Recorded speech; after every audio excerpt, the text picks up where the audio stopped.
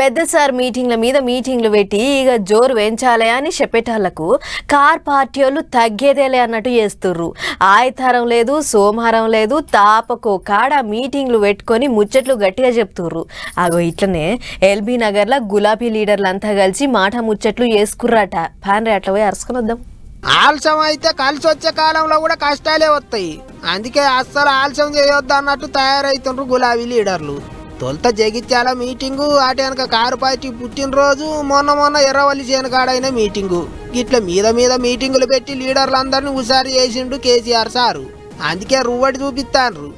ఇట్లనే ఎల్బీ నగర్ నియోజకవర్గంలో నా బూత్ నా భవిష్యత్ అనే కార్యం పెట్టుకున్నారు కారు పార్టీ వాళ్ళు.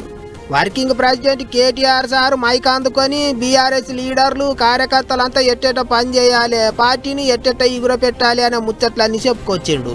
పనిలే పని బండి భగీరథ్ కేసు మీద కూడా గట్టిగానే ఆరుచుకుండు. సర్కార్ వాళ్ళ మీద, సెంటర్ మంత్రి మీద సూటి పెట్టేసిండు బాణాలు.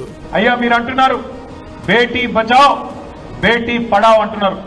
కేవలం నినాదాలకే పరిమితమైతే న్యాయం జరగదు. మోడీ గారు బహుశా భారతదేశంలో మొట్టమొదటిసారి ఒక కేంద్ర మంత్రి కొడుకు మీద లుకౌట్ నోటీస్ ఇచ్చే పరిస్థితి వచ్చింది.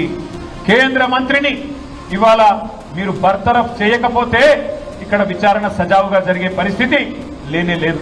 ఎందుకంటే ఆ తప్పు చేసిన వ్యక్తిని దాచిపెట్టింది ఎవరు? 9 రోజులు ఎవరు దాచిపెట్టిండ్రు? ఆ కేంద్ర మంత్రి గారే కదా. ఇవాళ ఒక్కసారి దయచేసి ఆలోచన చేయండి. గిట్లా ఉడుకుడుకు నడిచింది మాజీ మంత్రి ముచ్చట.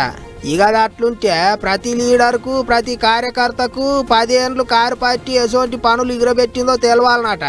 ఎవరన్నా అడిగితే పొల్లు పోకుండా చెప్పేటట్టు ఉండాలన్నట. నియోజకవర్గంలో ఎటువంటి పనులు చేపించిండ్రో అన్ని పబ్లిక్కు సమజయ్యేటట్టు చెప్పాలి, తెలియకపోతే తెలుసుకోవాలి అన్నట్టు కార్యకర్తలకు పాఠం గట్టిగానే చెప్పిండు సారు. మొత్తానికి అంత చూస్తుంటేనైతే కారు పార్టీ వాళ్ళ మాటల జోరు, చేతల జోరు రెండు పెరిగినట్టే ఉన్నాయి కదా అనుకుంటారు ఇప్పుడు అందరూ.